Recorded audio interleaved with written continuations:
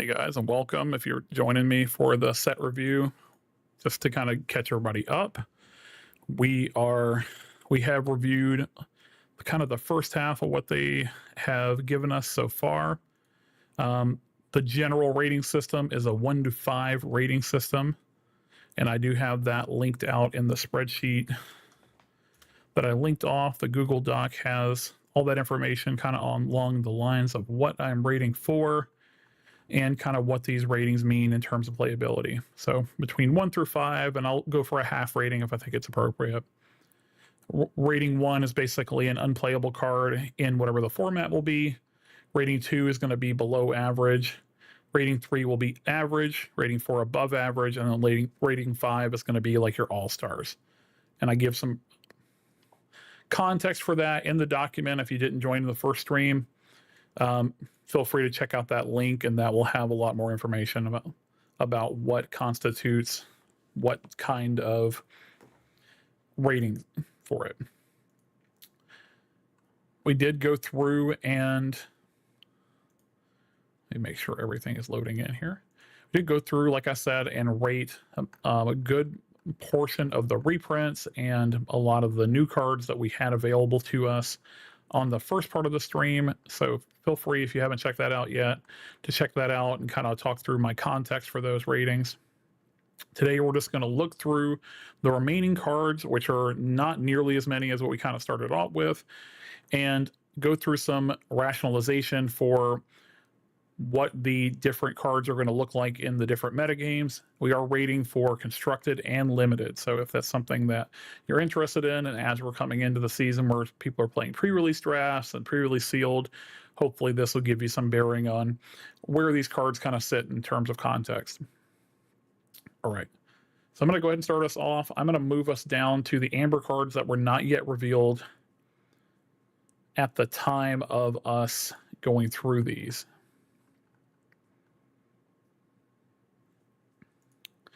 All right, starting with this Pluto in amber. So we are talking about the Pluto Rescue Dog, which was a new card. This one is a 5-drop, 4/5, the quest for 2. And when you play it, you remove a 3 damage from a chosen character. So I expect the ability not to be of much context. Well, this is a common, so really relevant for our limited format, of course. Good, decent stats for the body, but in terms of constructed, we're expecting a lot more out of our bodies that we are actually going to play in our decks. But unless there is some very specific context under which an amber deck would need of a healing effect, and even in that context, I don't expect this one to see much play. So from a constructed point of view, I'm going to give this like a 2, maybe even like a 1.5, honestly. From a limited perspective, though, I think this one's really solid. I would put this maybe above average. So I put this just at maybe a 3.5. Body is good, and you can set up situations in which 3 healing is going to actually be useful. Good call. Let me make sure I am able to be heard. And guys, if you can give me some kind of indication in the chat that you're able to hear me.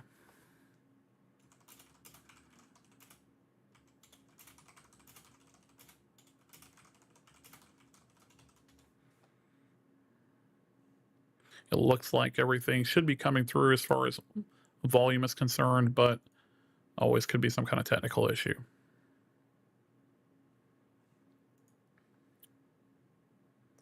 All right, moving forward here, I am going to talk about this 1-drop uninkable Pluto that we got spoiled here recently. Of course, a reprint in the Pluto Friendly Pooch is a 0/2 uninkable that can reduce the cost of your next character you played this next turn. In terms of like power level, this did see some play in previous formats, even in a little bit more high power format than the one we're coming into for the new core constructed. I think this card could have a home in an amber style deck that may want to play something along the lines of the Lantern. And this one, to get to kind of a mid-range to a high-end amber, strategy, something along the lines of Stitch Surfer could be involved in that, and we may have either an Amber Steel or Amber Ruby deck that comes out of this format. Really, Amber with anything. Amber has some decent mid-range cards here.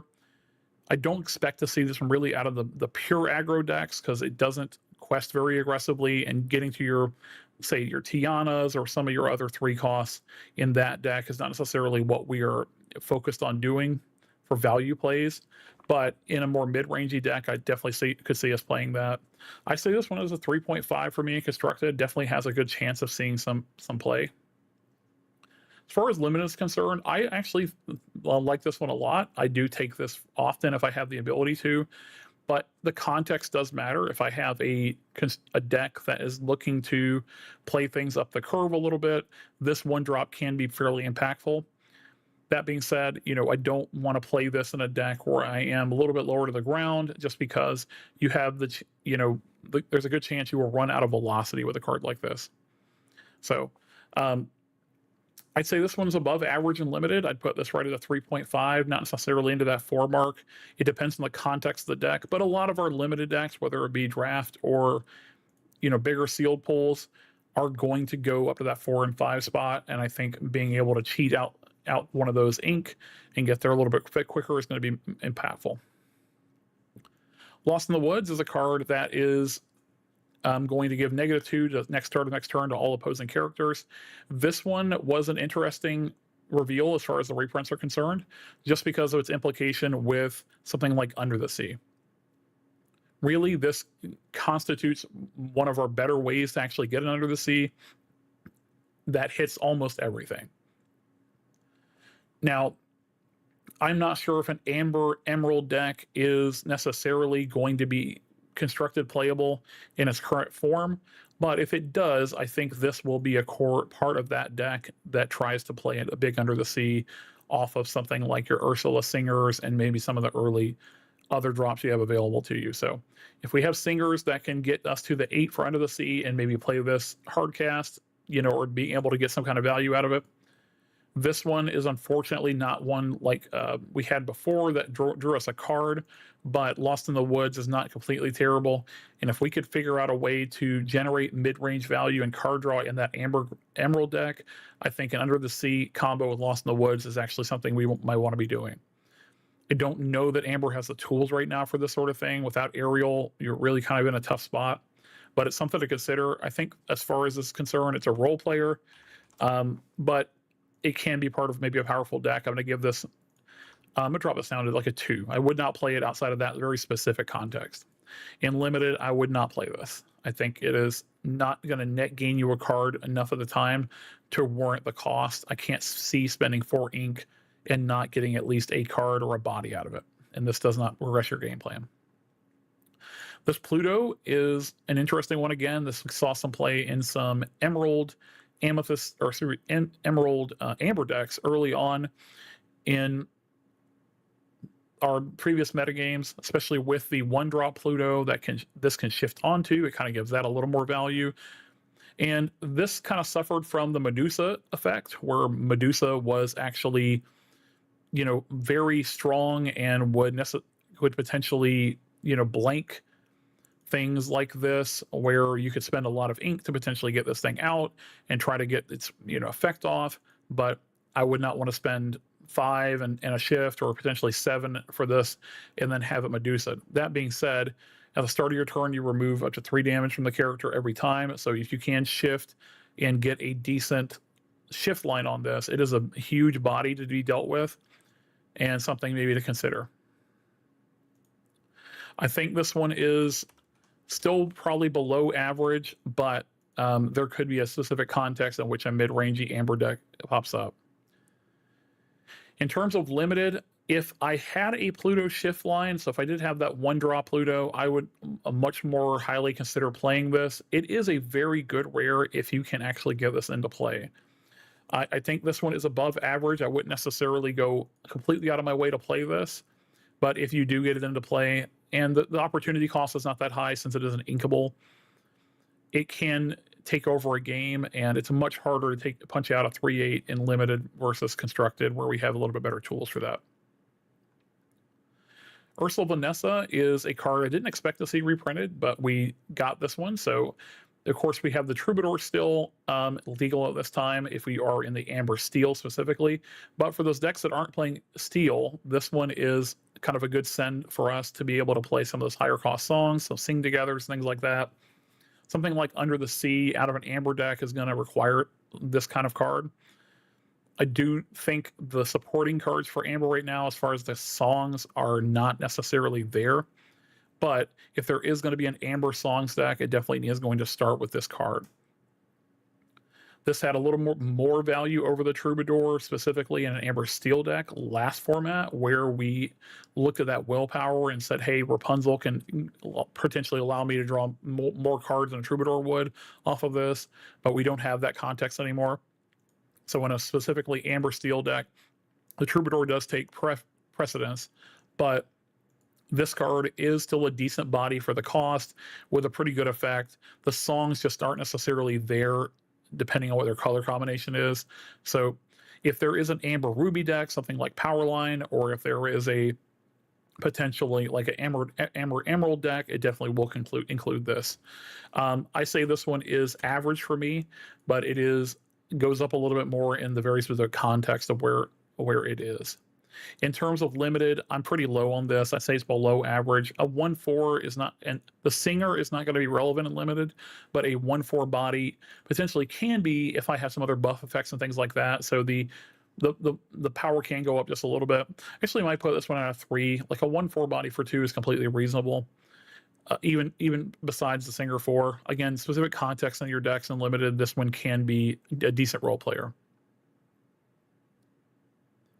All right, here we have a card, not going to see any constructed play, just a 3/6 bodyguard for 5. The stats are completely, underwhelming as far as that's concerned. In terms of limited, though, a 3/6 bodyguard, the quest for 2, completely, reasonable. I would play this in most of my decks.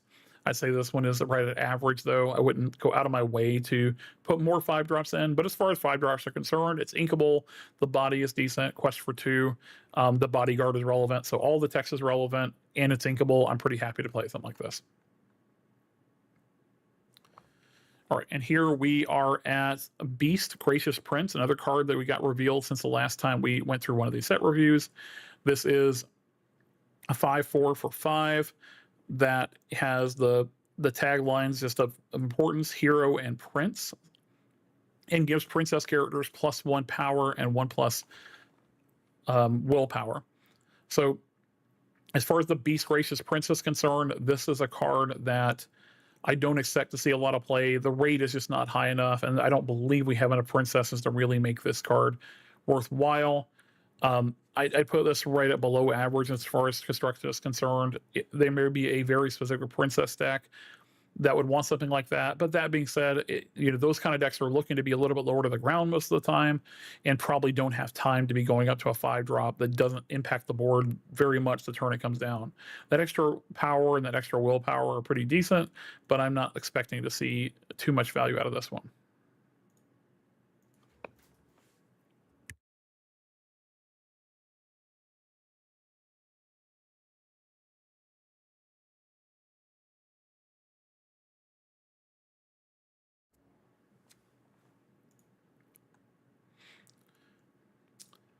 All right, the next one here we had revealed was Aurora Holding Court. This is a really interesting one that I think will see some play. So let me kind of give you the context for constructed where this is going to be, kind of a more of an all-star. So this one is, of course, a 1/2 for 1, which is decent stats for that 1 cost.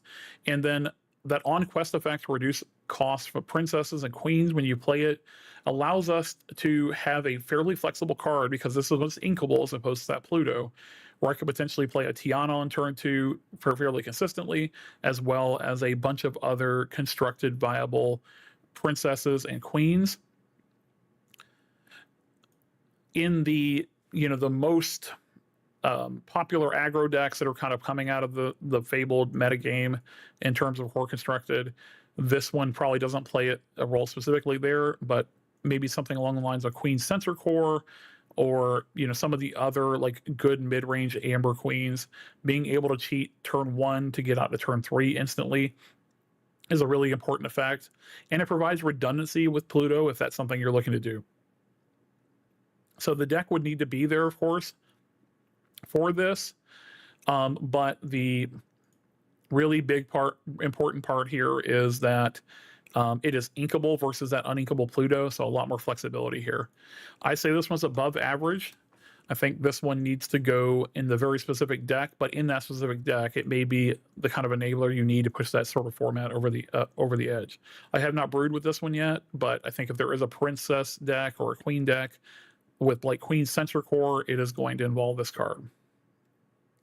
In terms of limited, I don't think we can play this card. It's too narrow to really be able to, you know, get done what you need to. There may be a very specific circumstance under which you have a bunch of 3-cost or 4-cost princesses and queens that you could cheat out that are going to be really impactful.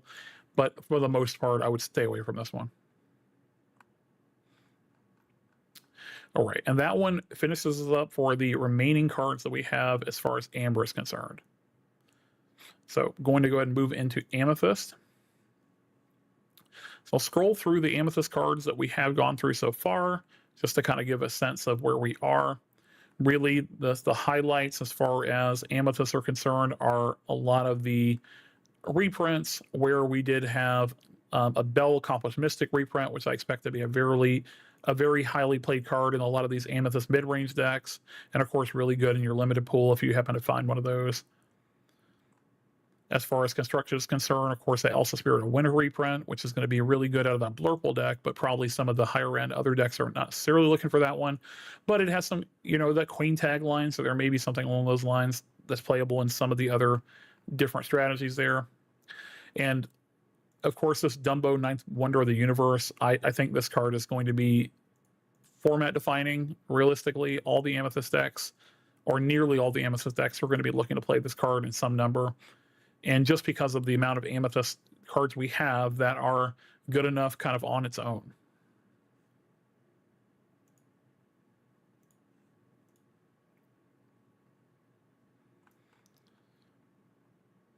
Looking through some of the other cards, we do see some of these other Dumbo cards that came out of this new set.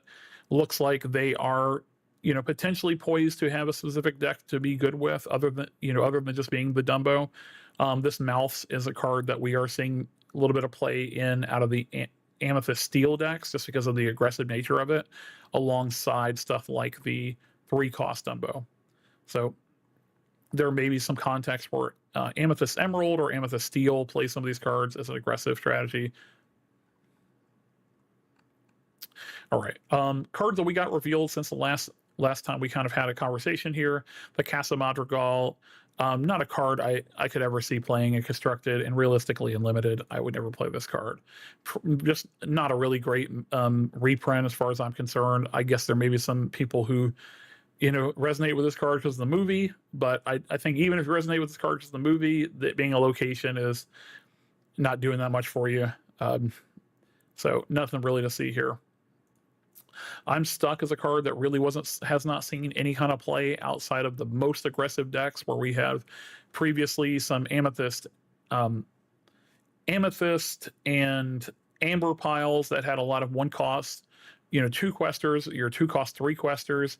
We don't have those cards in abundance anymore, you know, to the point where I could see playing something like this. But so in Constructed, as far as I'm concerned, this one doesn't actually exert the character, so I can't see a context in which I would want to play this. In Limited, you're not going to get enough out of this card to warrant putting in your deck. I would play this only if I had to just up my inkable count, knowing that this will always be ink. Olaf is a card that's interesting. I think it kind of has some work to do as far as competing with some of the other 1-drops, which we'll talk about here in just a second. But there may be some context under which you would look at Olaf if you were not, you know, wanting to play the Palace Guard in a situation in maybe a Ruby Amethyst deck where putting damage on your own characters is going to be important. So this one I think is still below average for me. We have a lot of other, you know, 1-drops competing with that spot. the 1/3 vanilla creature not really getting it done, where the Royal Guard is a 1/4 with a little bit of a downside. I'd probably shoot for that almost all the time. But if I'm looking for copies 5 through 8 for just a low cost card to put damage on early for some combat tricks, maybe this is the place you want to go. In limited, this one I think punches up just a little bit. The stats are decent if I have some buffs to go with it, and I could potentially get multiple uses out of this thing. But I still would probably be fairly unhappy if I had to put this in my deck.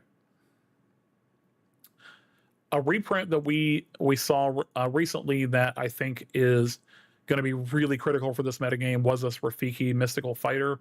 Rafiki is and has been a really important card in our previous metagames. When he came out, he was a 4 of in pretty much every Amethyst deck. I don't think he's going to be a 4 of in every single Amethyst deck, but I do think that a lot of the Amethyst decks that are looking to beat the aggro decks and play to more of a mid-game to late-game strategy are going to have a good time with this Rafiki, and this one may be one we're going to see a lot of play of. For Constructed, I'm a 4 on this card. I think this, if you're looking at Amethyst decks and you're not trying to win the game instantly, this is a card we're going to look at quite a bit. The power level is definitely there for being able to up trade with a 3 toughness, 3 willpower character. As far as limit is concerned, I'm also really high on this card. I would take him very early just because of the efficiency.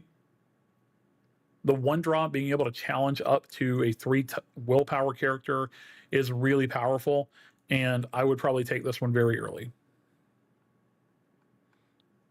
We also got spoiled this Bell, Untrained Mystic.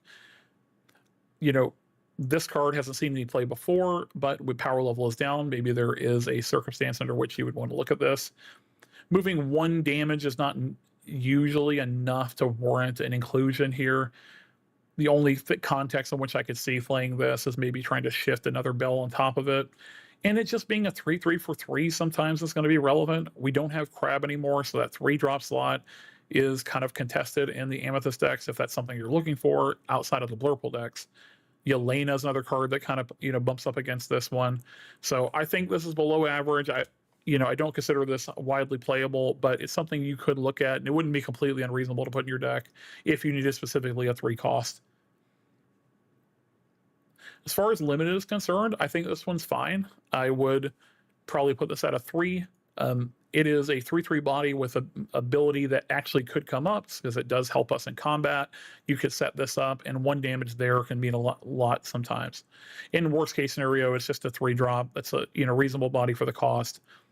You can get a 3/4 for 3 in certain contexts, but I wouldn't be embarrassed to put this on my deck, and it probably is a good filler card to fill that spot on the curve if you need it. Jafar here is 3 costs, 2/2, 2 quester, and look at the top 2 cards, put 1 on the top and 1 on the bottom. We don't really necessarily have a use for this kind of effect in Constructed. Maybe if there was like a Bruno deck or something like that, we're trying to set up the top of our deck, this could have a little more value, but realistically, this is probably nearly unplayable. Almost never would want to put this on my deck. And limited, I'd say the same thing mostly applies. It is a 2 quester for 3, which is not completely unreasonable, but I say this below average. I would be looking for stats on the card to be a little bit higher or a little bit more aggressively costed to be able to, play more to the early game. Manipulating the top 2 cards of your deck is not necessarily good enough to warrant an inclusion here. But I could see putting in my sealed deck if I needed, that last 2 cards or whatever, just because it is inkable. The body's not completely unreasonable in Quest for 2. Also, as a card here for the 3/4 Challenger 3 that actually is a huge body for the cost. In a deck like Blurple, we are looking for sometimes an inkable 4-drop that has a little more text to it. This thing will punch through the defenders out of the Amber Steel aggro decks. This thing can actually, one-shot a Daisy, one-shot a lot of those bigger characters, one-shot a Rhino, for example. So there is a lot of context where I would want to play an Elsa Gloves Off. Probably not our go-to for this one, but this shift on Elsa on the Spirit of Winter also is something that comes into play here, where I could potentially play this on 4, get some value, shift, and get those two characters locked down after it. So it's something to be considered here. I give this like a 3, where it has all the right stats if you're looking for something like this. The problem may be that you just probably aren't looking for something like this. A lot of the time that is just a big body that doesn't really necessarily do anything to the board the turn it comes down. In limited, I think this one is a 4. I would take this one very highly. It just is almost always going to get a 2-for-1. It kills everything, and as a common, this thing is great. I would put as many of these in my deck as I could. Sven is a card we're not going to see constructed play on, of course. You know, just costs too much and does nothing. And in terms of limited, I'm probably below average on this. Usually your limited decks don't want to go up the curve that high, and if I'm going up to 6, I really need a good reason to do that. And unfortunately, just a 5/7 body is not usually going to be enough for me to put this on my limited decks. It's not completely embarrassing for the cost, but it's not doing too much for you in terms of your sealed decks. So I probably wouldn't be happy to put this on my decks, but I could see doing it, you know, in the context. And if you play it and the game is not over, a 5/7 can get 2-for-1s at least. All right, swapping over to Emerald here. Just give some highlights from the last ratings we did on that stream. Emerald did see some key reprints and stuff like Mother Knows Best and John Silver, and then one of the other ones we're looking at here is Under the Sea, which is really our only true board wipe that ended up getting printed. We didn't see a Be Prepared reprint or really anything that would constitute a board wipe other than Under the Sea. So another big hit for Emerald here. If there is going to be a deck that plays kind of a more controlling strategy that tries to wipe the board, it is going to involve Emerald with this Under the Sea. Other than that, Emerald actually saw a lot of interesting prints, stuff like the Max Goof and some of those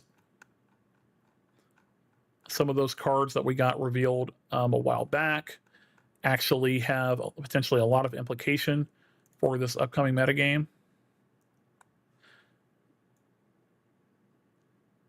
So let's go through the ones that have not been, we have not gone over so far as Emerald is concerned. So Signed Contract is where we'll start. This is a card that saw very little play in the past, just in the context of a blue-green items deck. I can't see this being a card that's going to be constructed playable outside of a very specific context. Even in that deck, it was maybe a 2 of, and really was just there for the item count, that consistency. In limited, this is going to be too narrow to play. Sudden Chill is a card that is usually reasonable to put in your constructed decks. Before, we did have that Prince John payoff, and a lot of the times we were playing it, we were looking to make this a 2-for-1. But the nature of it just being, you know, a song and being able to disrupt the opponent as far as maybe taking their last couple of cards out of their hand, this I wouldn't be shocked to see played, especially in the context of some of the green-red power line decks and things like that. It is just a reasonable song to play that's low cost, that can, you know, turn on stuff like your three-drop rush power line in red.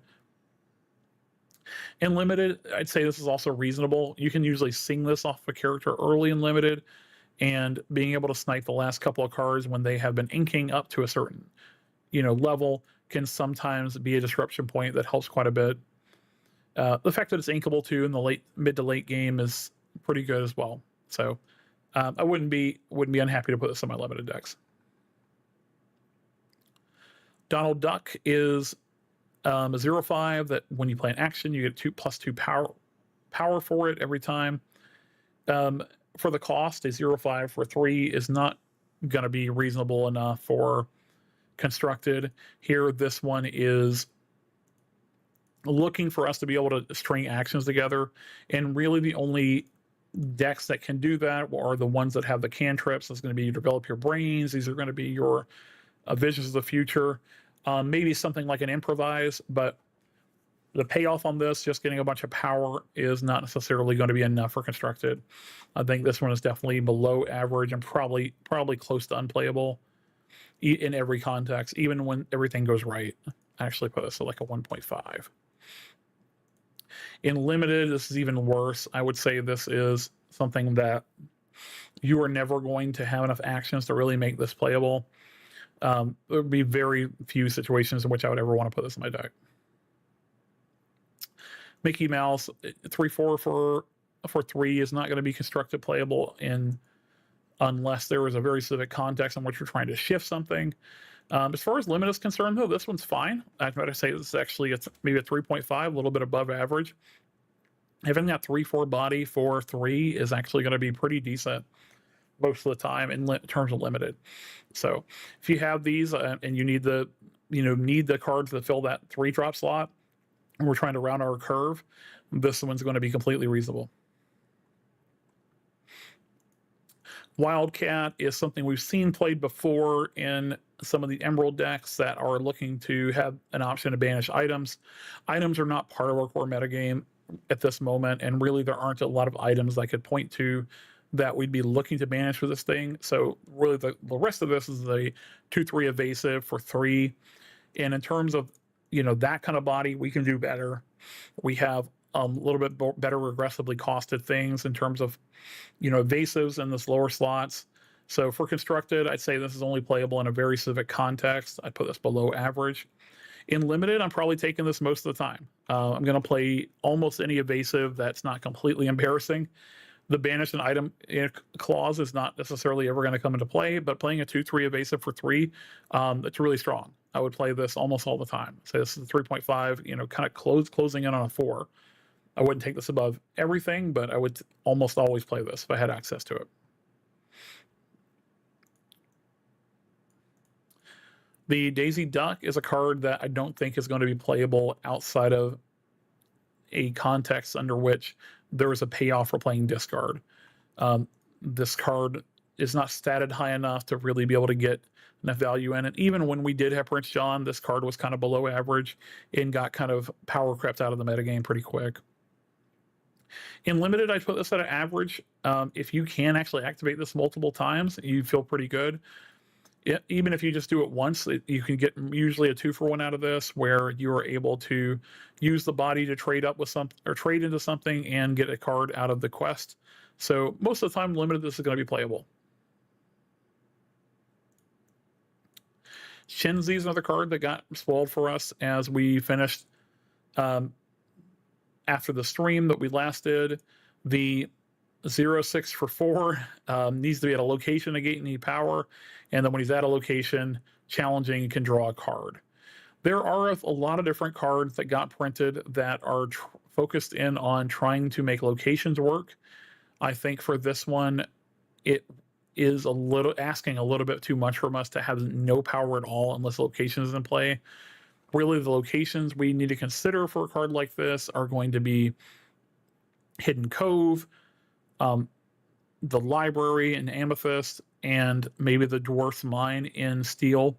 I believe there is an Amber location that's marginally playable, but realistically, I don't think we're going to see this one even in a deck that's location focused. Love to be proven wrong here, but I think this one's just costed too high to really get the value out of it that you need to.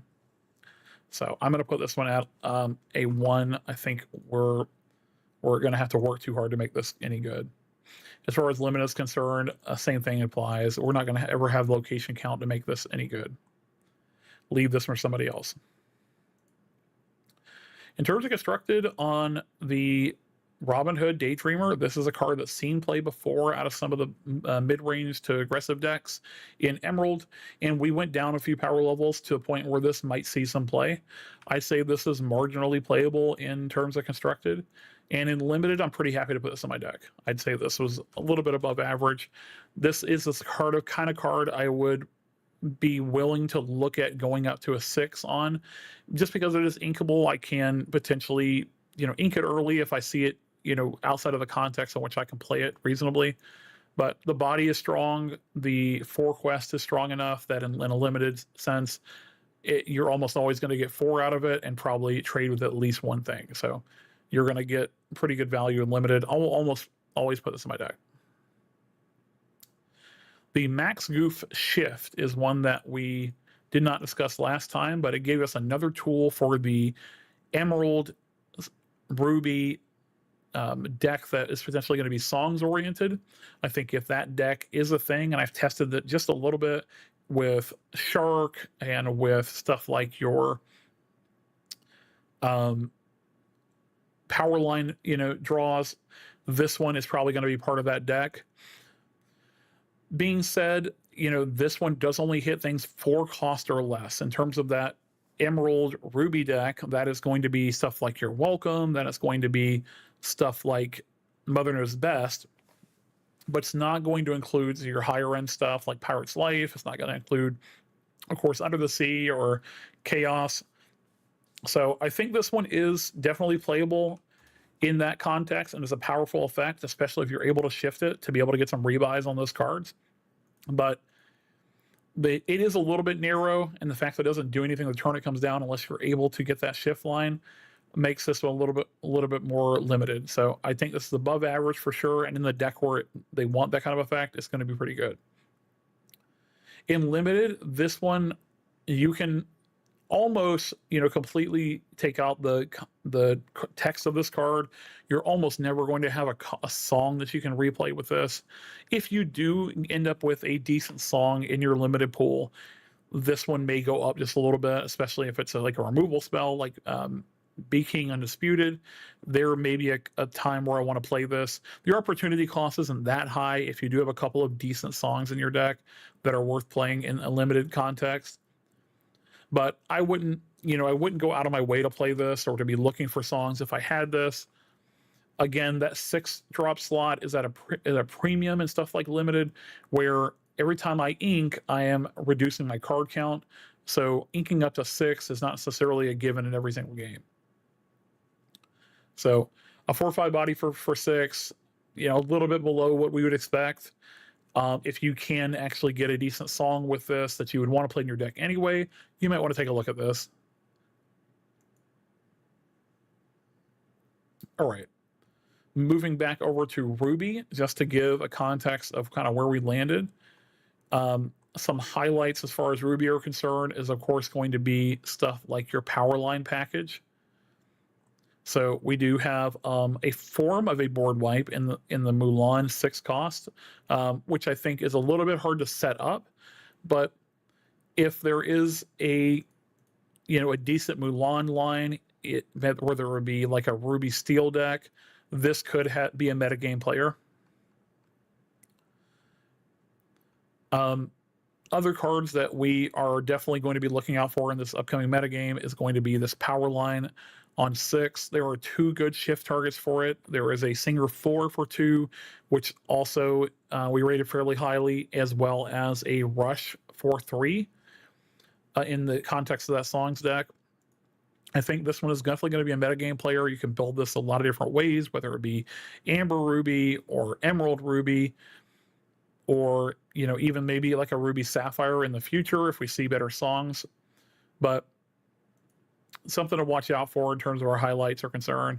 And of course, the supporting cast with the power line on 3 that gains a rush when you play a song, and something like the power line 2 that enables that kind of deck.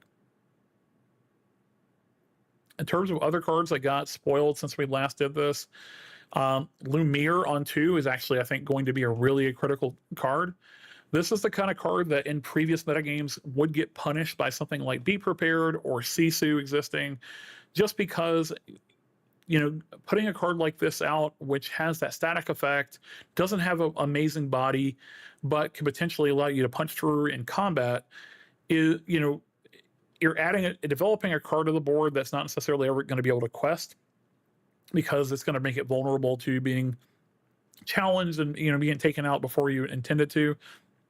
In our current metagame, though, I think if you're in a Ruby deck, this looks a lot better than it used to, where removal is at a premium, and there's not very much of it that can target things that are unexerted, especially. So this, I think, is going to be played in Ruby Amethyst decks. If there is a Ruby Steel deck, anything that's looking to make a lot of trades and challenges, I think we're looking at this one in a Ruby Amethyst deck before you start looking at the 2-cost Madam Mim that's still around. That gives you a little bit more to punch through as well. Again, without removal, this card goes way up. I think it's going to see a lot of play in our current metagame. In limited, same applies, right? We have a very few sick of circumstances under which there is removal for this early. You might get a Fire the Cannons or something like that, but a lot of times our removal in limited is going to be short supply. In limited, I'm almost always going to play this and be really happy about it. So I would take this one early in a draft, and very few cards I'd probably look at before taking a Lumiere, just because he's going to make everything else in my deck trade up and make some of my mediocre cards a lot more reasonable when I'm looking to make those trades. Other cards we had recently spoiled were this Rush Queen of Hearts. Of course, we do also have the Shift Line Queen of Hearts if there's something you're looking to do. The last time this saw a lot of constructed play was a format in which we had Cursed Merfolks.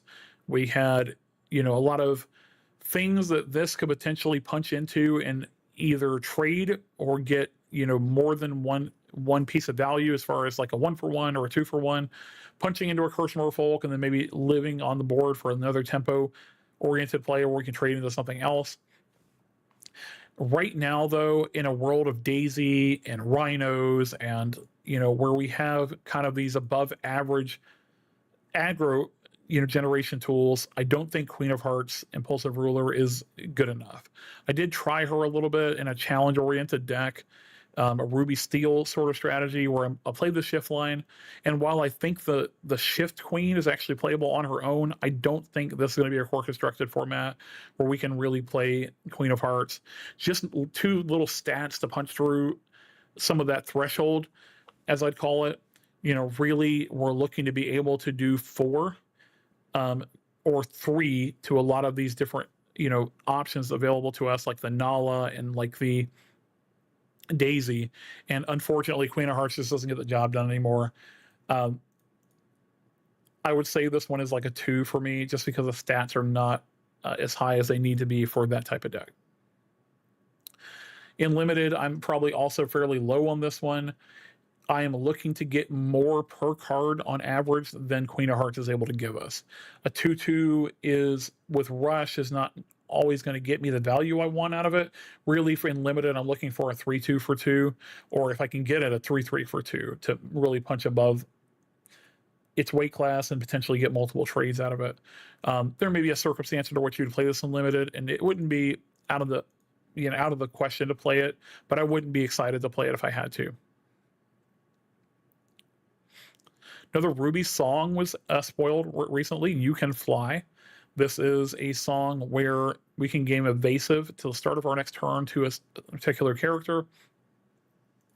That is a useful effect, but you have to give the context of, if I have to spend a song to give one of my characters evasive for that one turn, how much value am I really going to get out of it? Well, the answer is, if I'm punching up and I'm able to knock, say, a Dumbo out of the air with a larger character, using this card is going to set me back a card. So it's, I think, not reasonable enough to play this on its own unless we have some effect where we can draw extra cards. There may be decks that want this type of effect just because they have no better answer to, say, something like a Shark, and maybe this will have some kind of implication there, but I think most of the time this is not going to be playable. In limited, this is a combat trick that's not going to net gain me cards, and I'm really very concerned about having board presence and having getting the most value out of all of my cards. So if this said draw a card on it, we'd play it every single time, but as far as this is concerned, I don't think I'm going to play this outside of the context of my opponent has a lot of evasives in their deck, and maybe I side this in for the game 2 and 3. Raya is a 2/3 for 3. This saw no play in a prior format. The effect is interesting. When a character banishes another one, you can ready it, but unfortunately, this body is just not good enough. This was a 3/4. Maybe you could look at it, but this is completely unreasonable. In limited, I'd say this is, for most of the time, going to be the same context. Raya is too small to actually enable her own effect. If this were a 3/4, we'd definitely look at it and probably be pretty excited about putting this in our deck. But I'd say this one is below average to unplayable in limited. It is inkable, and it does have an interesting effect if for some reason you had some kind of buff to go with it. But 3 willpower is just not going to last long enough to be relevant most of the time in a limited format. Especially if paying 3 for it, I'm looking for a little bit better body.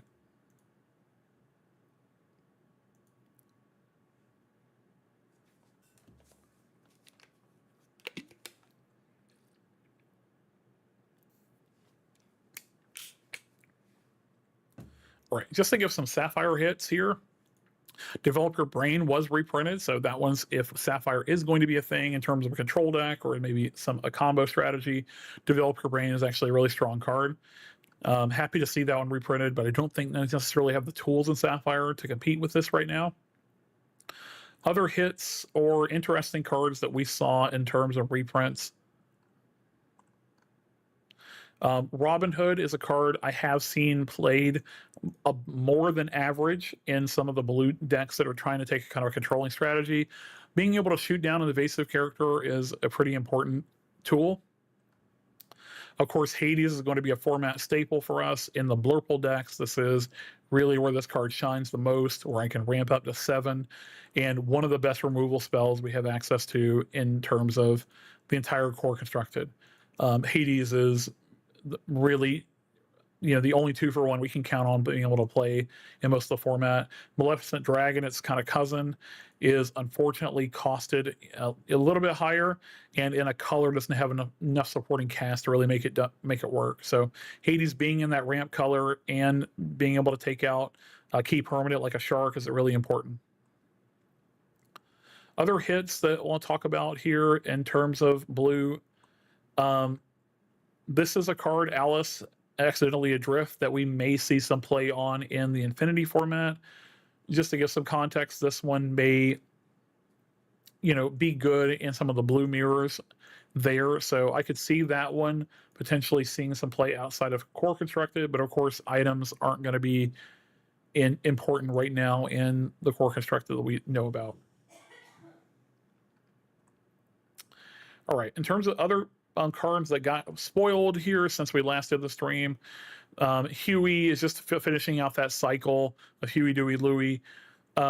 This card, if the other 2 cards were any reasonable at all, I think would be a really interesting play. A 2/2 support for 2 that has on quest draw 3 cards, under a condition is actually pretty good. But the other 2 cards that go with this really aren't strong enough to be able to put in your deck. So I think this one you kind of measure in terms of the context. And unfortunately, the Dewey and Louie, which I'll take a look at real quick, are just costed a little bit too high. So we have a 3/4 support for 4, not really playable here, and a 2/3 support for 2 or for 3. If these cards were a little bit better statted, I could maybe see a strategy in which we are trying to assemble our crew here, but unfortunately, just not where we want to be. In limited, I could see definitely playing this. Support plays a really big role in limited to be able to punch up, and just being a 2-cost support for 2 is pretty good. So I wouldn't go out of my way to pick this up. So in something like Draft, I wouldn't take this early, but I'd be completely happy to put this on my deck. Again, ignoring the second half of the cost and just playing this as a 2/2 support for 2 is pretty reasonable. We have a 1-cost Jasmine here, and really the only context under which I could see playing this like constructed is if I am trying to enable that 2-cost shift line for Jasmine that it came out of set 8, that blue steel Jasmine that on quest can pick up an ally and put it in to your hand. I think that may be a good reason to play this card, but otherwise healing 1 damage and a 1/2 not really enough to be playable. In limited, the body is not good, the ability is not good enough to really want to consider this, so I would stay away from this one in limited. You can do better for 1-drops, and the healing isn't really of consequence.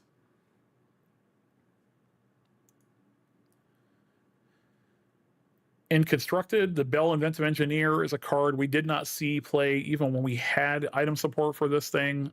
I think we are not going to see any play with this in Core Constructed.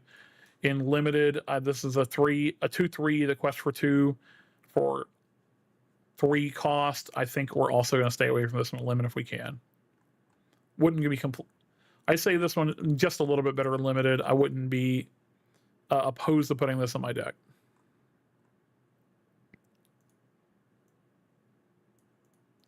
Anna is a card that has a high potential to be played in some of the hero-based strategies and the aggressive strategies that can come out of maybe blue steel or amber blue. So Lorcanito just launched a little bit ago to great effect. So we played a lot of games. I know a lot of people that I communicate with a lot about Lorcana played a lot of games recently as well as I did. And this card was seeing some play at some of the top rankings. I played against it against a blue amber deck, a Sapphire amber deck that actually was playing this card with stuff like Alice that we had previously from the prior format, and a very aggressively costed character that can get a lot of value out. So I think this one has a above average chance of seeing some play if that kind of blue aggressive strategy, maybe with stuff like the puppies and stuff like that, can make some kind of presence. This card is really well statted. If you can quest for 2 consistently on this 2 cost 1/4, you feel really good about that. In Limited, I say this one is right at average for me. I'm not expecting to get the hero character in play all the time, but the body is reasonable otherwise. I kind of would put this in the same ballpark as like the Ursula Vanessa there, where if I have things that can buff my characters, I can potentially get more than one effect out of this, and it feels pretty good to play it. But this is definitely a card I wouldn't be unhappy to put in my deck.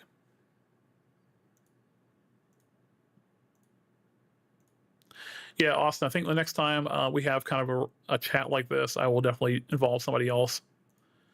Just to have a little more conversation going, but definitely willing to hear any kind of feedback in the chats or if you guys have thoughts on certain cards. But I appreciate you jumping in and checking it out.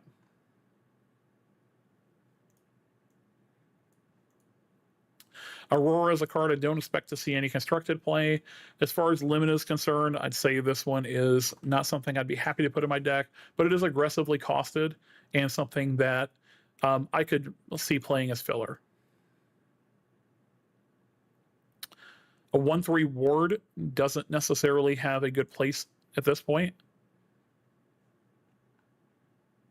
Yeah, both the Auroras do have quite a few shift targets that could make this playable. And if I were looking to shift, I'd probably be looking for maybe something along the lines of this Aurora Regal Princess if I am looking to do something more aggressive, or I would be looking for maybe this ward one in terms of trying to find value in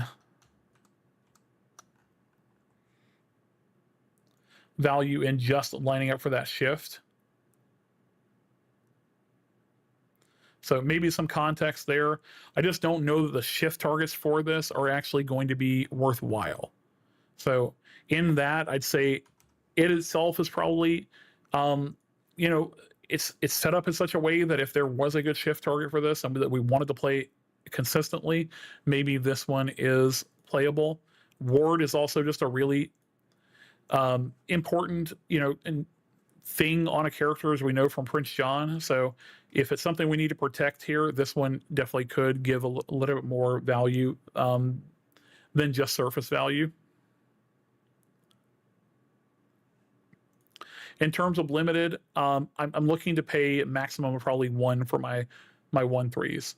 So I'd probably put this below average to unplayable here. I just wouldn't be looking to put this in my draft deck, so I'm probably going to let this one go till late it is inkable, and there was a case for that where you can do a lot worse. It's not completely irrelevant, but it is not ideal to put this in your draft deck. I wouldn't take this early, and if I have this in my sealed pool, I would only play this if I absolutely had to. Yeah, agreed. One Jump Ahead is a card that I was surprised to see actually pop up in terms of these reprints, just because we do have both Tipo and Sail the Azurite Sea in options for something like One Jump Ahead. That being said, the fact that it is a song may have some kind of relevance. There are stuff like your power line decks and a few other synergies in Core Constructed where we are potentially looking for just another song in these colors.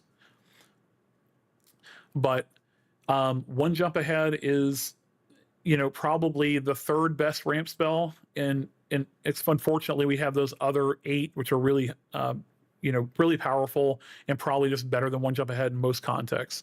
I could see playing this over Tipo in some contexts in which I'm not routinely looking to go down the card. There also is some context for this in something like a Chicha deck, and the value on this goes up a little bit just because songs are not as prevalent anymore, so that Ursula Deceiver is actually not going to be played nearly as much anymore either. So if you do have a context under which you want to play that 9th through 9th and 10th maybe a ramp spell on 2, there may be a case for playing this, and it being able to be sung is also something relevant. So I say this one is a 3 for me. It is an average card. It be just not having that flexibility and being able to be inked, something like Tipo and Sail, means its power level these days is a little bit further down. In Limited, I put this one kind of in the same context as your 1-cost characters or something like a Tipo there.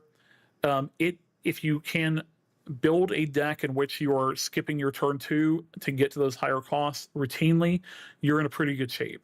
So this one has a lot more, is a lot wider context than something like Pluto, where you're going up an ink permanently and not having to invest in that character that potentially is going to get knocked down. So this one is definitely above average for me. I would probably put this one at a 4 for Limited. And I see Austin kind of is on the same wavelength. Yeah, for the most part, if we can skip that turn 2 to get to our higher cost characters and Limited, and not losing a card to do it right, this is can be really good. And especially if I have this in my pool, I can kind of play to that and go a little bit higher up the curve than I normally would, and look to play more 4 costs.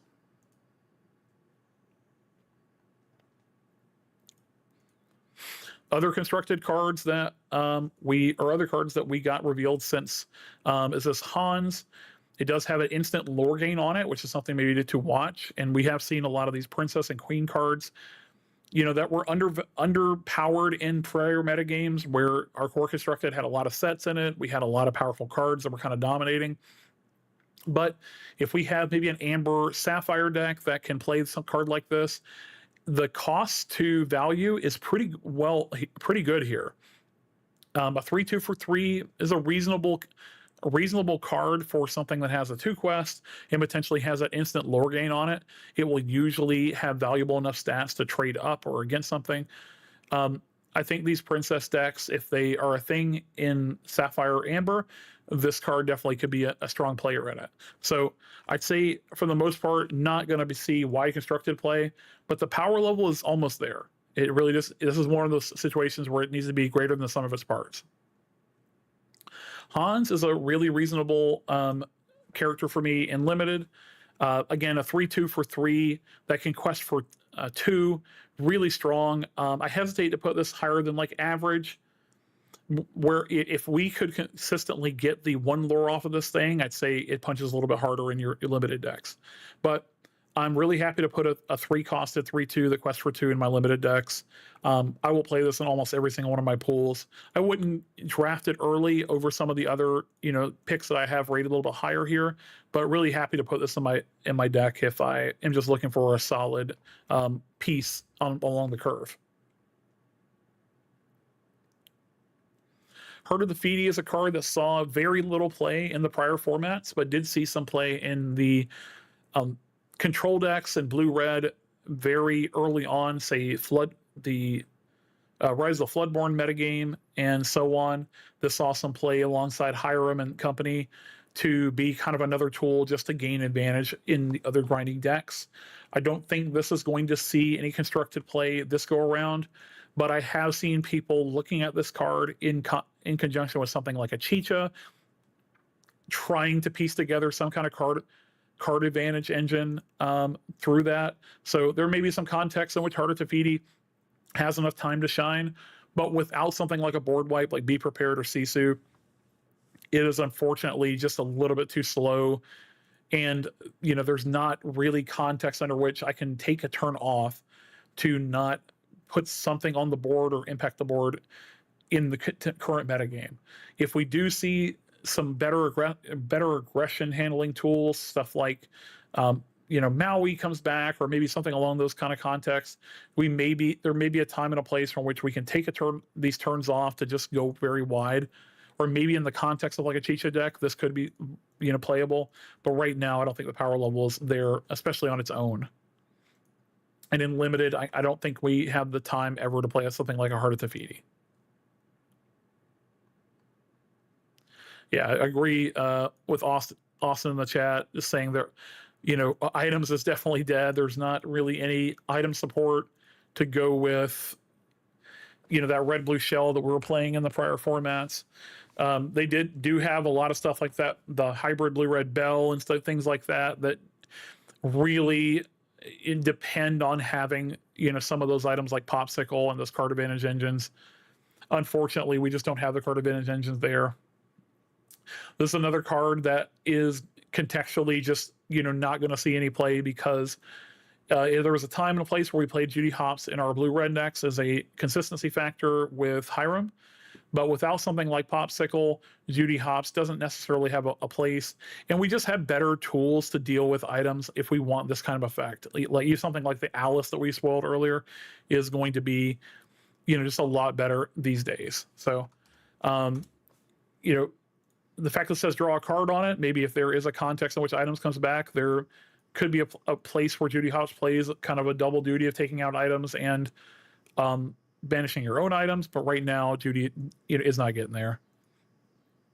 In limited, this one's going to be kind of along the lines of the other 2 questers for 3. The text is not going to be relevant almost any of the time. I'd put this one at like a 2 for me. I wouldn't be happy to put this in my limited pool, but if I had to, it is inkable and it does have not completely embarrassing stats. All right, talked about some of the context with queens and princesses and even hero decks. We have a few different pieces here that support this, and this was playable in a faster, more powerful metagame. So this is a card definitely worth keeping in mind when you're looking at your aggressive slanted blue decks. If you have the context under which the heroes can have additional lore, this is a lot better now that we no longer have Brawl in the format. We no longer have Sisu. This thing is almost always going to live long enough to quest. So I say this one for me is at a 3 in terms of power level. Nothing over the top here, but it does, in the right context, have the ability to really break open a game if there's enough heroes to make this work still in the format. In limited, I think this thing is average. 2/4 for 4 is a little bit below where I'd want to be. It does quest for 2, but it's not unreasonable to have multiple heroes in your limited deck. There's quite a few that you could potentially pull in at common, and this one is decent in that context.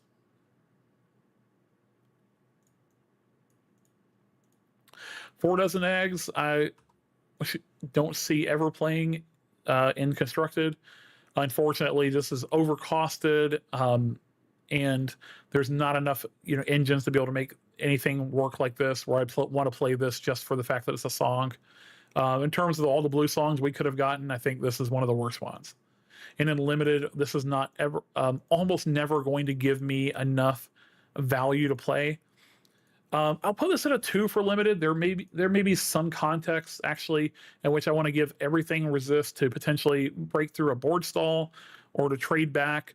But the fact that you can't play this aggressively most of the time is a really hard one to play in limited. You need to be able to net gain cards out of this, or gain some kind of board control element with it. There are some times where giving resist to your whole team until your next turn cycle is going to be enough where you can get a few trades, knock a few things down and still have board presence with it, but I would not be excited to put this on my limited deck. Last few cards we have spoiled here. Grand Pabby, this saw very little play in Constructed, even when we had a very low power level. And I think, 7 cost uninkable that has some lore gain effect without a lot of supporting pieces. This was never going to see any play anymore. Grand Pabby, in terms of limited, is I'd say stay away from this at all costs. 7 cost uninkable. It's not something you want to be playing in your deck, especially when the text on it is almost never going to be relevant.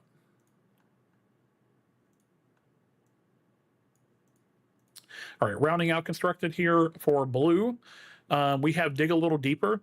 This is a card that saw a little bit of play in prior formats, but was kind of outclassed by just some of the other card advantages we had, especially like Tamatoa Popsicle and things like that. Also, the Sing Together is a portion of this that didn't come into play very often before, but in a world where we don't really have many board wipes, you do have a lot of bodies just sticking around. An effect like this, if you can sing it with a couple of characters on board, it might actually be relevant. So if there is a blue control deck that exists, maybe with a blue-red with Shark and things along those lines, this may be something you will turn to try to enable that deck. I'd say on average it's going to be below average, and most of your blue decks are not going to want to play this. A very specific deck might be able to make use of this, especially with something like Shark. In limited, this is an 8 cost uninkable. Stay away from this thing. It's not going to have enough context enough of the time, and even if you do this, you're not going to get enough out of it. Yeah, it is a very slow card, and really this is going to be something where we've already kind of established established the board a little bit with something like your Maui Shark and your the Goofy, the 6 cost evasive rush of Goofy, stuff like that. Some of the cards that Ruby is probably going to be playing a little bit more in these new decks. But as far as this one's concerned, it really needs to be a controlling strategy where you can slow the game really far down, and where that card advantage can come into play. All right. Yeah, I agree with that. I think the metagame's a little bit too fast for something like that right now. All right, as far as Steel is concerned, we actually got a lot of good hits in Steel with Captain Hook actually being a reprint from another context. Fire the Cannons actually has a lot more context than it previously did, just because it's shooting Iagos out and being one of the few premium rule cards we actually have. Something like even this Jafar reprint is something where the images blinked out on me. The Jafar reprint actually has a lot of context because it has evasive on your turn, so something like your Amethyst Steel decks can use this in conjunction with Dumbo. Lawrence was a great reprint that we did see coming out on the tail end of the last time I did this stream. Really strong card. I think we're going to see this in your mid-rangey Steel decks as well as like your hyper aggros. Strength, of course, going to be format defining. It's probably one of the best removal spells we have access to right now.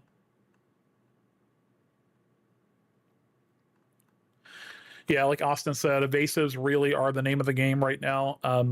all these Amethyst decks have a ton of evasives, and you really cannot leave a Dumbo and some of those other things that Dumbo relies on uncontested. Robin Hood's a card I was hoping to see a good shift for. I did take a look at this one again after I did my original review, and this one's spoiled.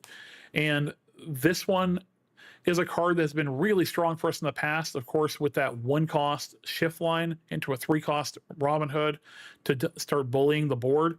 I think this one, unfortunately, is going to suffer a little bit from the fact that our only good shift line for him, especially in color, is going to be this 2-cost uninkable Robin Hood. Now, this card's not completely unfortunate. I could see playing this as a setup to get into my shift line, and the card, if Robin Hood capable fighter is decent in the metagame, then our Robin Hood champion is going to see a little bit more play. But more time will tell on this one. It is a strong card, but does require us to have really a 1-2-3 shift line.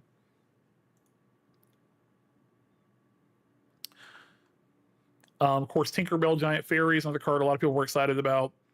I've seen this one a lot on Lorcana, even the last couple of days when this one has become live in the new metagame. People are definitely putting this in their decks. It does, unfortunately, suffer a little bit from not being able to punch up to those evasive characters, but it does lock up the ground and can, splash into an evasive character, so something to watch out for. This Lilo, of course, is very strong, being that effect that we talked about before and being able to punch through a board. A key line of text here that I didn't catch the first time I reviewed this and was looking over this is if you do have an alien character in your deck, this can allow you to challenge ready characters. It's not going to come up very often, but I have seen some people in some of the Discords I'm working with place this alongside something like Pleakley, which is a good alien card that we can play, or something like the 4-cost Stitch.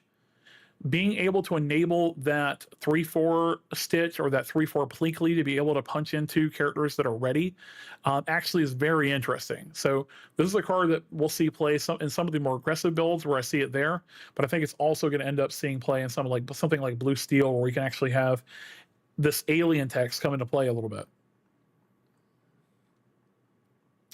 All right, and as far as the cards I have not reviewed yet, Phil is one that got spoiled for us almost right after last time we had our part 1. We do have a lot of hero support, and this is, again, a deck that saw a fair amount of play in prior metagames, even when I think it was below power level. So I think this one has a fair shot of being played in our current metagame. Time will tell if it's good enough to really compete with the Amethyst style decks, which have all that value in them right now. Limited, I'd say this one is mostly going to hinge on if you can get a fair amount of lower cost hero characters. So if I can have those 2-cost heroes, those 3-cost heroes that have relatively decent stats on their own, being able to give them Challenger 1 is actually a really big deal. So I think this one is going to be average most of the time. A 2-quester that potentially has a little bit of upside for heroes, which is going to be a lot of different things in limited, is pretty good. And if I can take this early in a draft, I can maybe put a little deference to something like a hero. I wouldn't take this early in my draft, and I would only look at this in my sealed pool if I had maybe 3 or 4 decent heroes to go with it.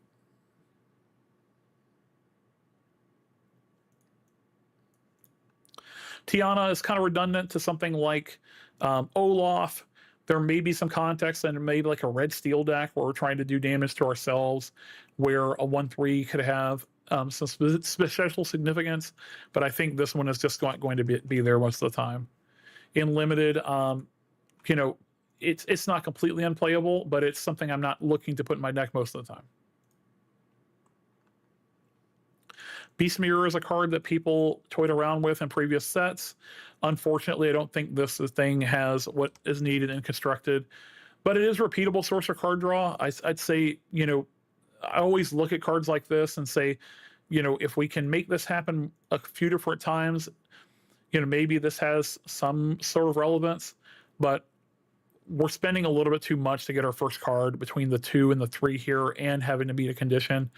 I think it's probably too fringe to be playable. I have played this in my limited pulls before, and if you have a limited deck that is set up in such a way that you can not get run over by evasives and can have some grindy tools, this one actually can be relevant. But I wouldn't take it early, and I would only be putting this in my deck if I had a lot of good control elements and was looking to play a more grindy game. This Mickey Mouse is actually really strong. This is a card that kind of mirrors an Ursula that we saw a lot of play in the Ruby Amethyst decks of set 8.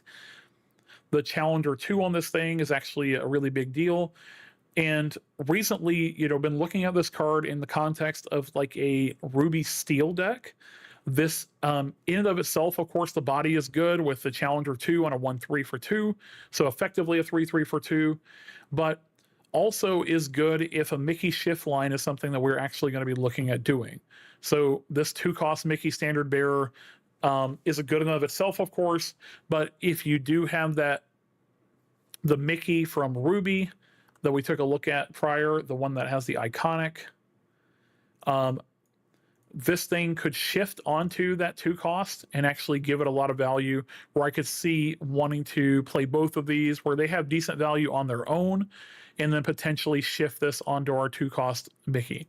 So if a Ruby Steel deck does exist, that involves challenging, I think shifting a 5 onto this thing feels pretty good most of the time to get our, brave little tailor at home, so to speak.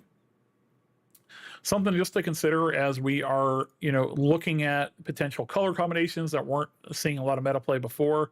This thing has a really good body and probably could see some decent play in like a Ruby Steel deck.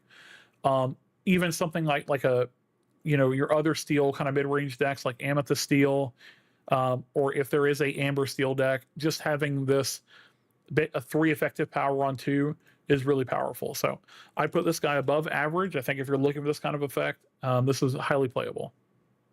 In limited, I am looking to play this in almost all of my decks. It just punches way ahead of what we're paying for it in terms of it's effectively a 3/3 for 2, and a really strong limited play. This Ariel is probably unplayable, but one thing I just wanted to mention here is that it may have some context if we do see a Steel Ruby style strategy involving songs. I know people were speculating on like a power line Steel based deck, because we do have a lot of good Steel songs that still exist between Strength of Raging Fire and something like Beyond the Horizons. We gain a little bit more value on something like this where it gives me card velocity. So probably not what we're looking to do, but there is maybe some fringe play here. A 2/4 for 3 is, is decent and limited. I say this one is slightly below average, where I'm looking to I'd probably actually give this one right at average. A 3/4 body would be great, of course. But if I can get effectively 6 stats out of my 3-cost characters, I feel pretty good about that. Especially if I do have some kind of buff effect that can make this a little bit better and take advantage of that high willpower. The song element of this is not really going to come into play in limited, but the body is reasonable.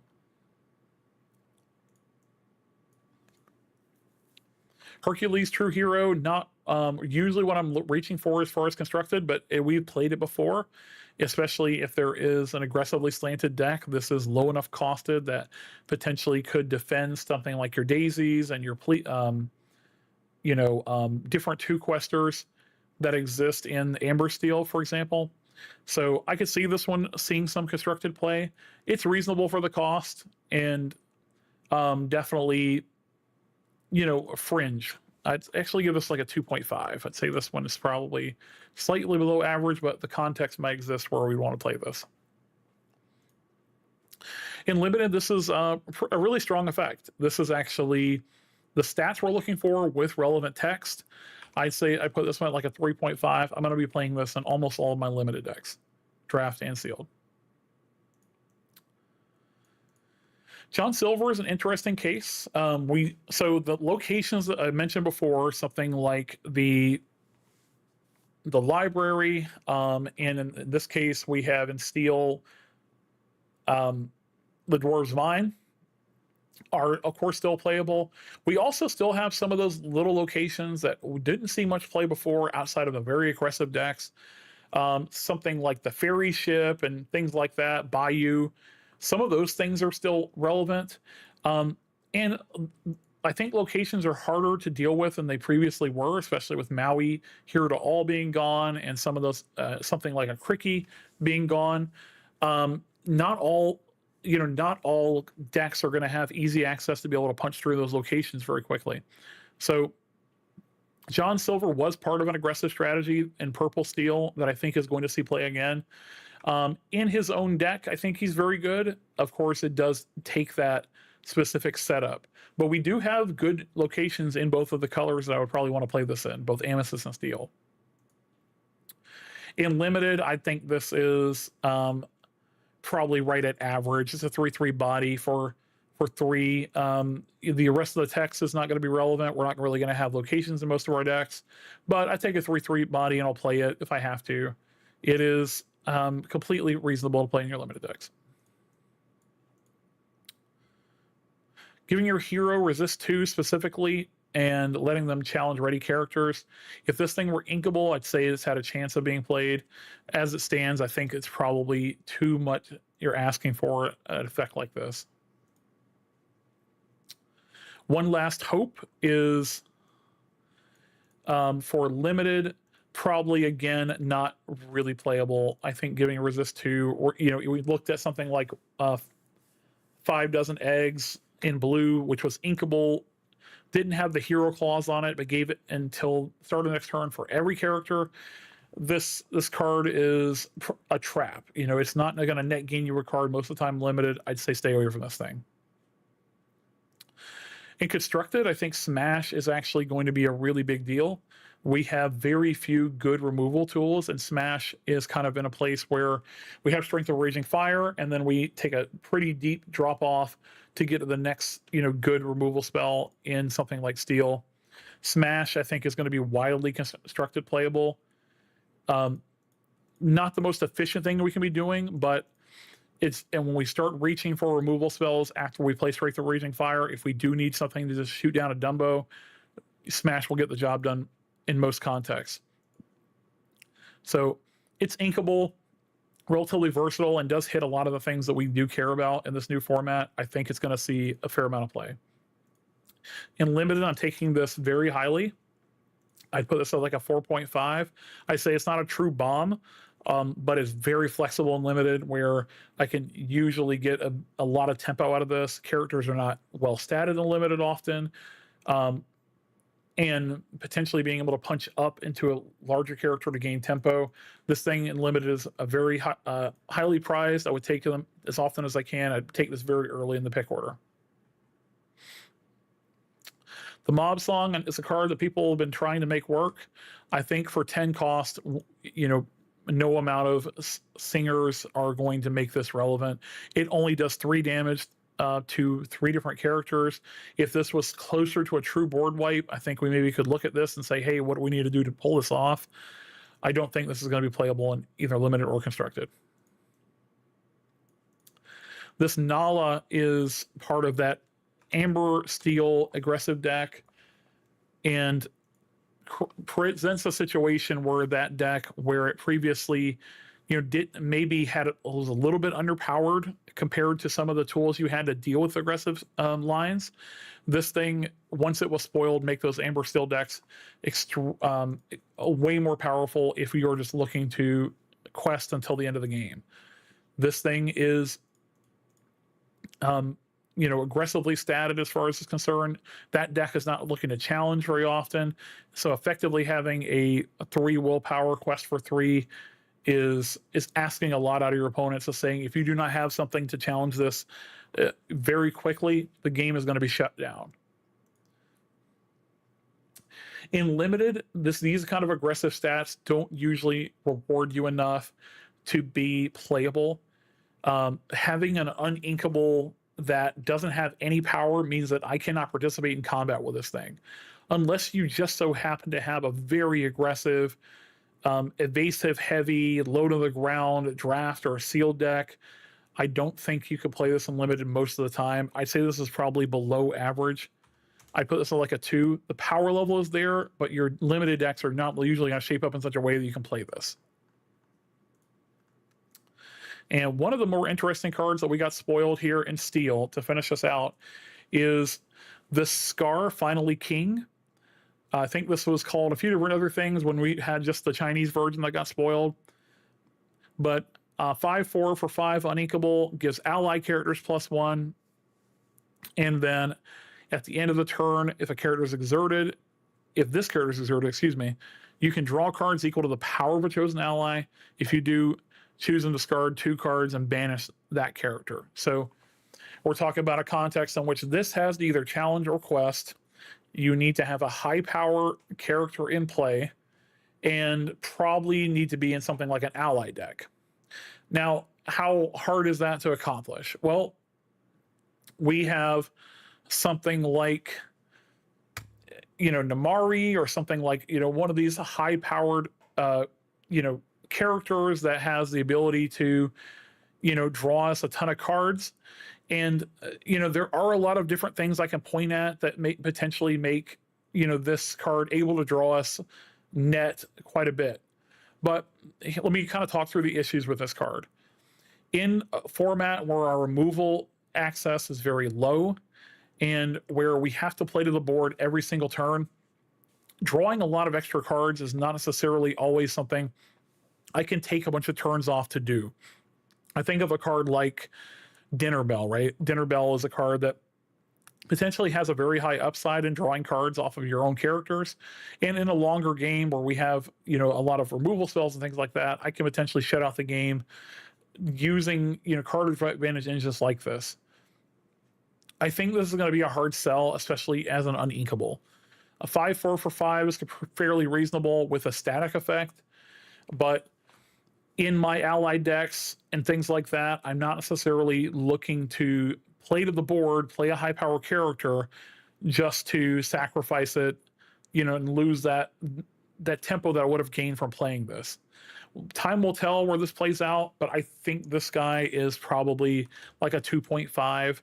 I don't see this seeing a ton of play. And even in a deck that's going to play a lot of allies, the fact that you have to discard 2 cards means we realistically need to have at least 3 power to gain actual card advantage out of this. It needs to be on board for at least 2 turn cycles, and it probably is not playable enough here. In limited, I'm a little bit higher on this card. Just the stats are pretty reasonable. It's a 5/4 for 5, and we do have a bunch of allies floating around in limited to make this a little bit more reasonable. I wouldn't go out of my way to take this very highly, but I'd probably take this at like a 3 or a 3.5 in limited, where the stats are aggressively costed.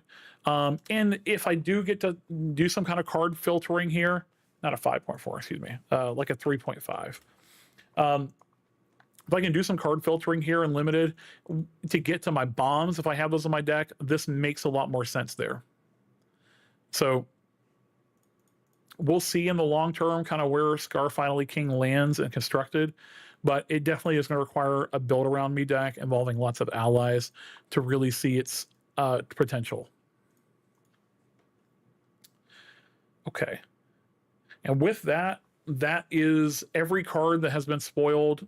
All of the cards have been revealed as far as Fabled is concerned. And, we have a lot of really interesting cards that I think are going to make some new decks. I specifically think to like the power line strategy out of red, which is really going to change the identity of red quite a bit. And then we saw, some of the tools were very commonly, seeing something like your Amber Singer strategies and a lot of that song strategies are mostly, didn't see the support that we expected to, and it's going to change the metagame quite a bit.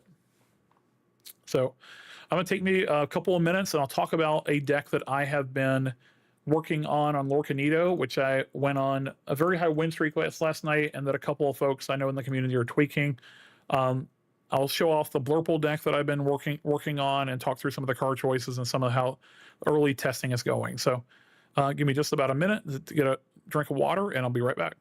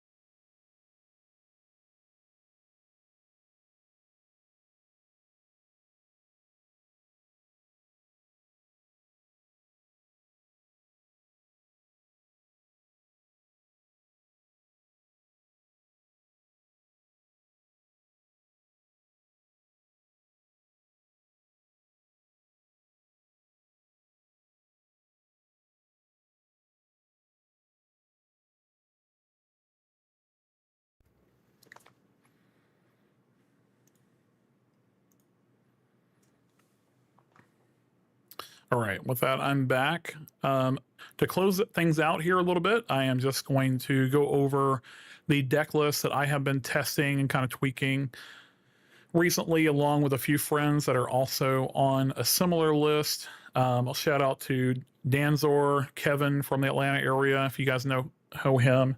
Continental's competitor on the North America side of things, a big Blurple player that played a list with Kita and Radigan last go around, which was and did fairly well for himself with that list.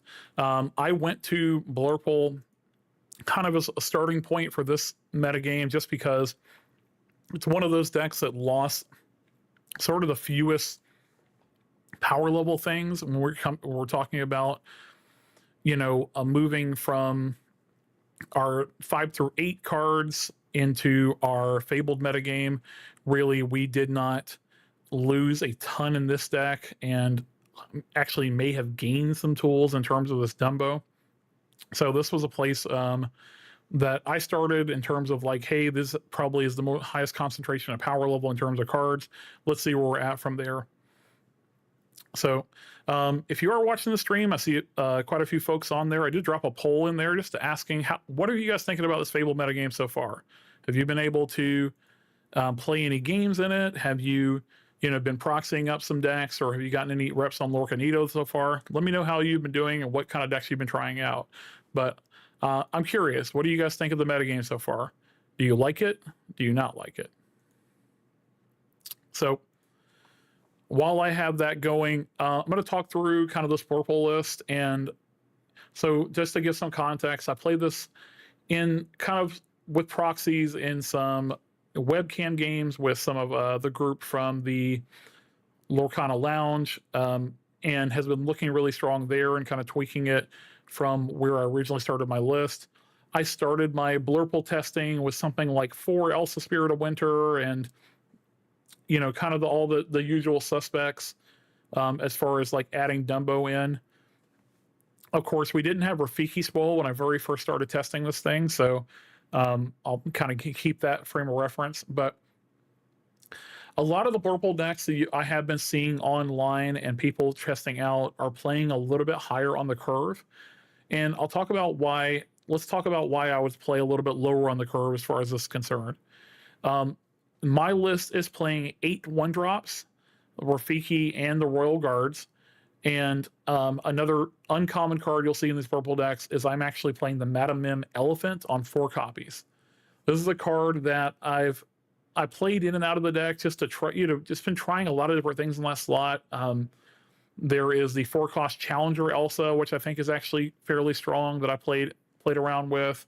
There is the Rush Rafiki that has Challenger 4, an Uninkable. There's also Donald. There's a lot of different slots you could play here in Blurple as far as your forward coster is concerned. I think what I would consider core to the deck, and this is contested a little bit even there, the Genies, Iagos, Elsas, Hades, of course your ramp spells, your Sail, and your Tipo, Finders Keepers, and probably the Dumbos you'll see in almost every single one of these lists.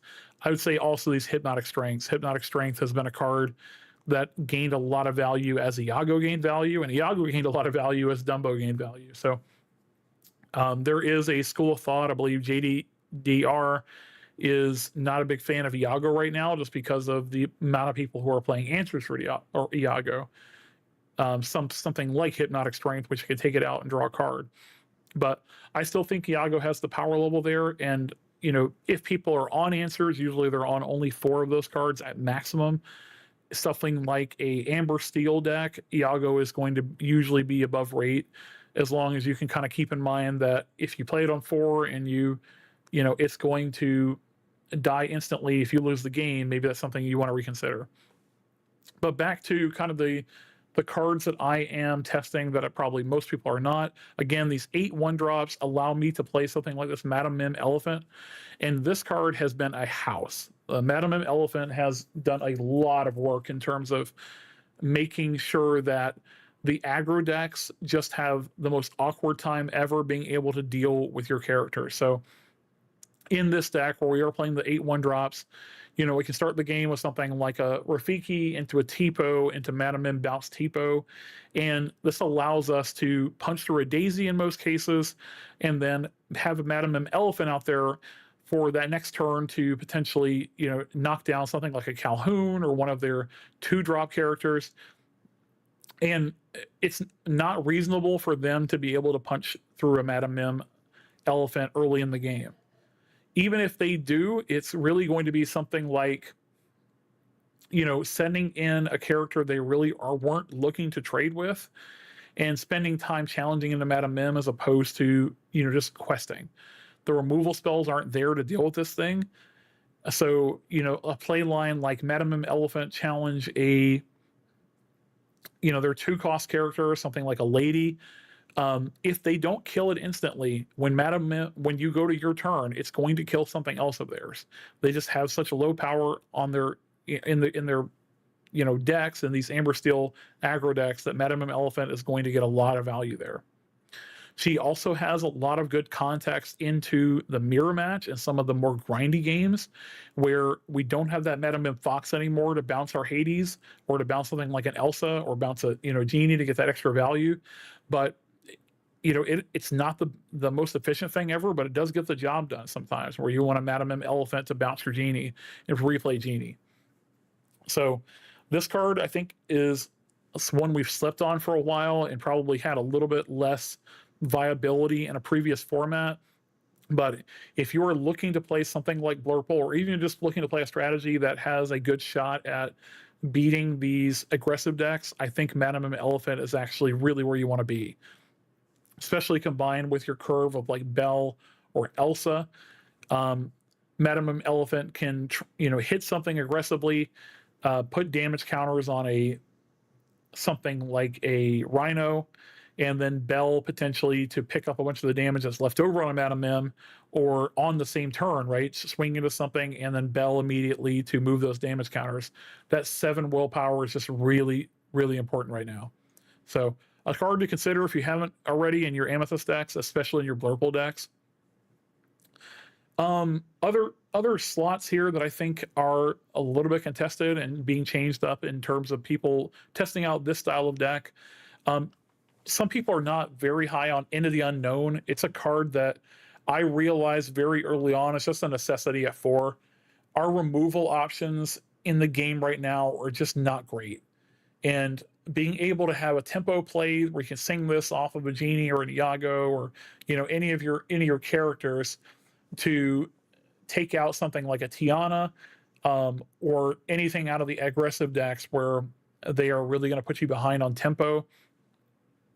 It's just critical, and especially against the Amber decks that are playing Tiana, if you don't have Into the Unknown available to you kind of right away, that's not, you're going to fall fairly far behind, as you have to start paying 3 to punch through that Iana, or excuse me, the Tiana the turn you actually are able to, and it can really stop you in your tracks. So Into the Unknown is not the most efficient thing ever, but it is a card that I think we need to be looking to having just 4 of as a failsafe.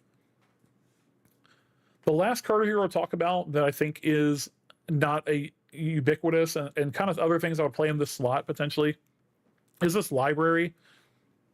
I have been trying the library out, and it's felt fine. There are a lot of times where I put a Rafiki or a Royal Guard or a Tipo into the library, get a trade there and actually net gain cards. As I mentioned kind of in the set review, it is a little bit more difficult these days to punch through something like the library without Maui here at all, or Madam Mim Fox. So the library is something that is gained a little more value in that respect. It is the metagame calls for trading a lot as well. So you find yourself trading your Genies for Genies, and even trading Dumbos into their characters sometimes. So being able to draw maybe 2 cards off of this thing, and then having them gaining a couple of lore off of it sometimes is enough. It does demand to be dealt with. Time will tell if this is powerful enough for this deck, but the library is a card I have been trying out in that slot. Other things you could potentially look at there are the Donald Duck that ramps you on 5. That's another card that I did consider in that slot for a little while. I did have 4 copies here, but I did go up on the Madam Elephant, and when I did, that card changed value a little bit. Monstro is another card that potentially could be played in that slot, and something that I did have in the deck early on, but wasn't gaining enough value for me routinely, just because of so many evasives in this metagame. There are hardly any decks where you can routinely get a 2-for-1 off of Monstro. So some flexibility there. If you want to kind of take this list and run with it and test it, feel free to let me know how it's working for you. But I have been having good results, especially against the aggressive decks with this kind of list, and I think it has a good shot into the other grindy decks. You might find Blurple decks that play a little bit higher on the curve and will have value pieces that, you know, might beat us in a version that plays 8 1-drops. But if you want to have a very good shot at beating aggro, or I say even a good matchup beating aggro, I think you need the 8 1-drops. And I think you need to really take a hard look at the Madam Elephant, who has just been one of the strongest cards for me. So I'm going to wrap with that. I will post the deck list on my feed for YouTube. So if you have not subscribed yet, feel free to drop me a subscribe. I will be dropping some different deck gameplay videos with proxies this week, from some live play, just so people can get a sense of what some of the matchups are starting to look like. Amber Steel, of course, is coming out as a front runner, and Amethyst Steel and Blurple are kind of right there with it in terms of what the tier 1 is looking like so far. But we do have these red-green power line decks and some of these other brews that people are putting up with, you know, the early new metagame, and people just trying to figure out what's going to be the best. But I think this Blurple deck has probably one of the most powerful engines that was untouched by rotation. It is a good place to start if you're just completely lost on what to play. For you guys that were with me for the stream, I appreciate you checking out the second half of my set review and talking a little bit about this Blurple deck. I will try to post more decks as I kind of do more testing, and I'll let you know when I'm looking at playing.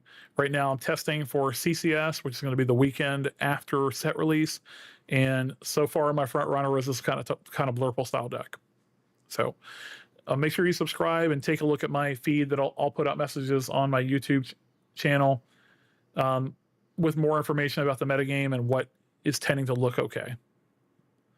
Good luck out there, and good pulls if you're opening boxes, guys. Have a good one.